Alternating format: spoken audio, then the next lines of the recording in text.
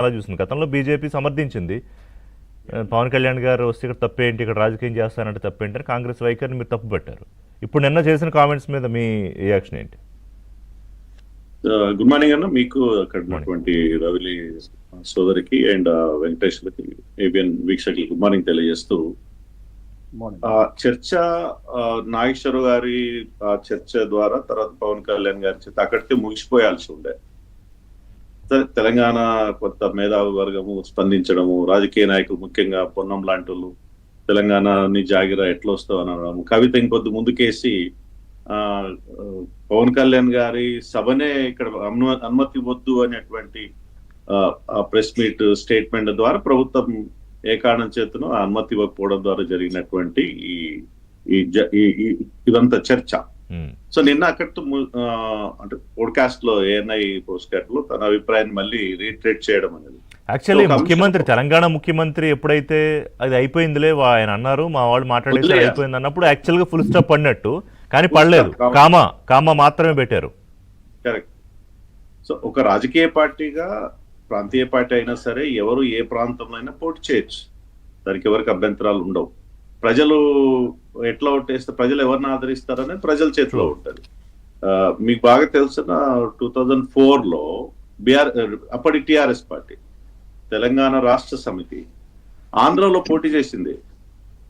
ఎందుకు అంటే టెక్నికల్ గా అప్పట్లో పార్లమెంట్ సీట్లలో, ముఖ్యంగా 2004 పార్లమెంట్ సీట్లలో తెలంగాణలో 17 సీట్లు అప్పటికి పోటీ చేస్తూ, ఆంధ్రలో కూడా దాదాపు 7-8 సీట్లు పోటీ చేసింది.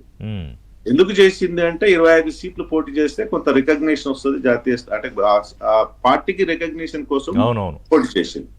విజయవాడలో పోటీ చేసింది, రాజమండ్రిలో పోటీ చేసింది, చాలా తిరుపతిలో పోటీ చేసింది, 7-8-9 స్థానాలలో పోటీ చేసింది నాకు గుర్తుంది.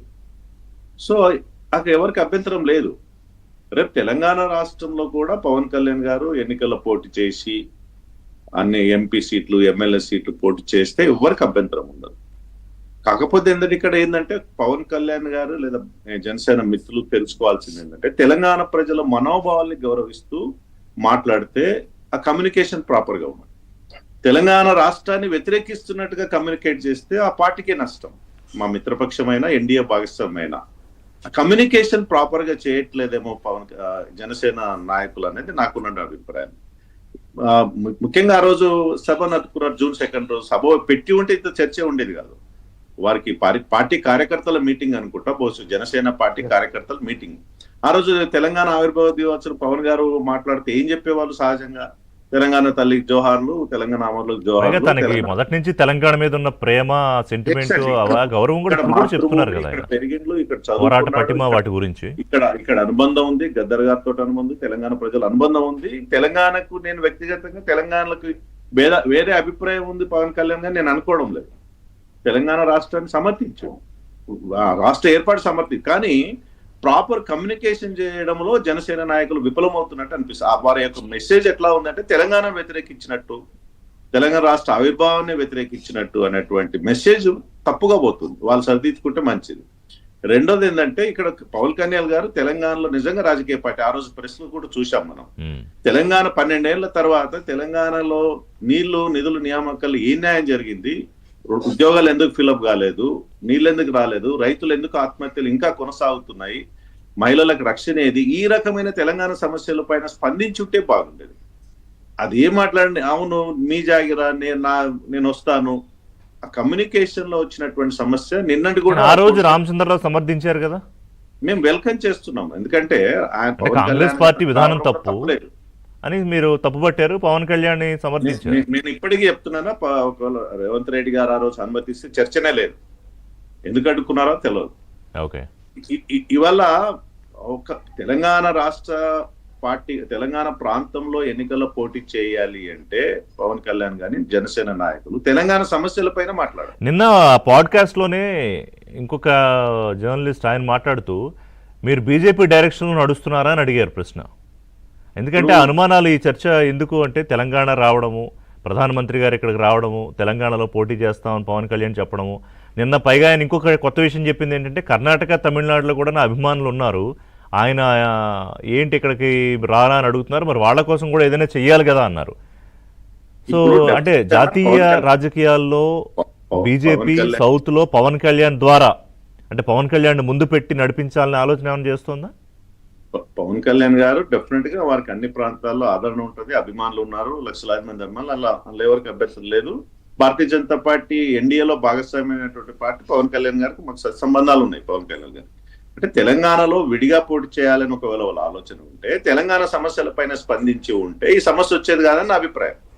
తెలంగాణ ఇష్యూస్ మాట్లాడితే ఇష్యూవే కాదు. ఇప్పుడు రాష్ట్రం ఏర్పడి 12 ఏళ్ళు అయింది. ఆ రోజు భారతీయ జనతా పార్టీ సంపూర్ణ మద్దతుతో ఏర్పడ్డది. పార్లమెంట్ లో దాదాపు 450 మందితోటి సంపూర్ణంగా ప్రత్యేక రాష్ట్రం ఏర్పడింది. ఆర్టికల్ 3 ప్రకారం ఏర్పడ్డది. దాన్ని ఎవరు కూడా ఏ శక్తి కూడా దాన్ని కబలించలేదు. ఇవాళ తెలంగాణ అస్తిత్వానికి ఎవరు వచ్చి పోటీ చేసినా తెలంగాణకు అస్తిత్వానికి వచ్చే నష్టం ఏం లేదు. ఎవరు ఆ శక్తిని కదిలించలేవు. కేవలం రాష్ట్రం ఏర్పడి విడిపోయిన తర్వాత మళ్ళీ ఆ చర్చ అనవసరం. ఏ రాష్ట్రాలకు ఆ రాష్ట్రాలకు ఉన్నాం. రాజకీయాల విషయానికి వచ్చినప్పుడు ఏ ప్రాంతంలో రాజకీయాలు చేయాలంటే ఆ ప్రాంత సమస్యల పైన మాట్లాడాలి. అది ముఖ్యం, అది ప్రధానం. అసలు ప్రజలే యాక్సెప్ట్ చేయరు కదా. ఇప్పుడు ఇంతకుముందు షర్మిల పార్టీ పెట్టారు, మళ్ళీ ఆవిడ కాంగ్రెస్ పార్టీలో విలీనం అయిపోయారు, ఏపీసీసీ ప్రెసిడెంట్ గా ఉన్నారు ఇప్పుడు. అదే రిషానా, నేను ఏమంటున్నా పోటీ చేస్తే ప్రజలు నిర్ణయించుకుంటారు కదా.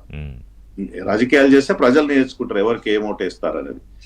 అది జనసేన నాయకులు ఆంధ్ర ప్రాంతానికి నష్టం జరిగితే డెఫినెట్ గా వాళ్ళు ఇప్పుడు కేంద్ర ప్రభుత్వం అడగొచ్చు, విభజన ద్వారా వారికి వచ్చే నష్టం అడగొచ్చు, కాంపెన్సేషన్ అడగొచ్చు, అమరావతి గురించి నిధులు అడగొచ్చు, ఆ ప్రాంత డెవలప్మెంట్ గురించి అక్కడ జనసేన కొట్లాడొచ్చు, పోరాటం చేయొచ్చు.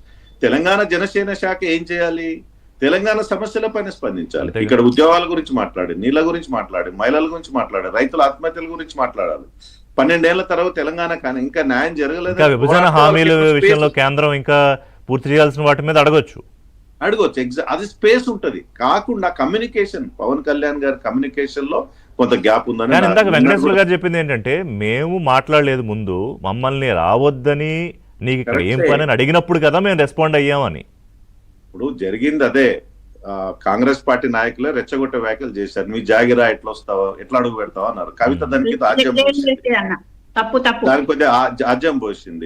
జాగీరా అని వీళ్ళు అడగలేదు. మీరు అనుమతి ఎందుకు ఇవ్వరు? పవన్ కళ్యాణ్ గారు అన్న తర్వాతనే పొన్నం గారు సమాధానం చెప్పిండు, అని చెప్పిండు.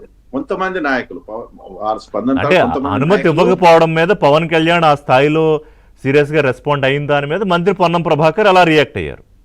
So let's end this. అంటే ఆ తెలంగాణ వివాదాన్ని జనసేన క్లోజ్ చేయాలి, కాంగ్రెస్ క్లోజ్ చేయాలి. ఇందాక మీరు చెప్పినట్టు ఏంటంటే, ఎస్, తెలంగాణలో జనసేన రాజకీయాలు చేయాలంటే తెలంగాణ అస్తిత్వాన్ని వంట పట్టించుకోవాలి, తెలంగాణ సమస్యల గురించి మాట్లాడాలి, అక్కడ ఇంకా మిగిలిపోయిన విభజన హామీల గురించి మాట్లాడాలి, ఇక్కడ మహిళలకు హక్కుల గురించి మాట్లాడాలి, అవన్నీ మాట్లాడుకోవాలి. కానీ బియాండ్ దట్ ఇప్పుడు ఏమవుతోందంటే మళ్ళీ నేషనల్ అంటే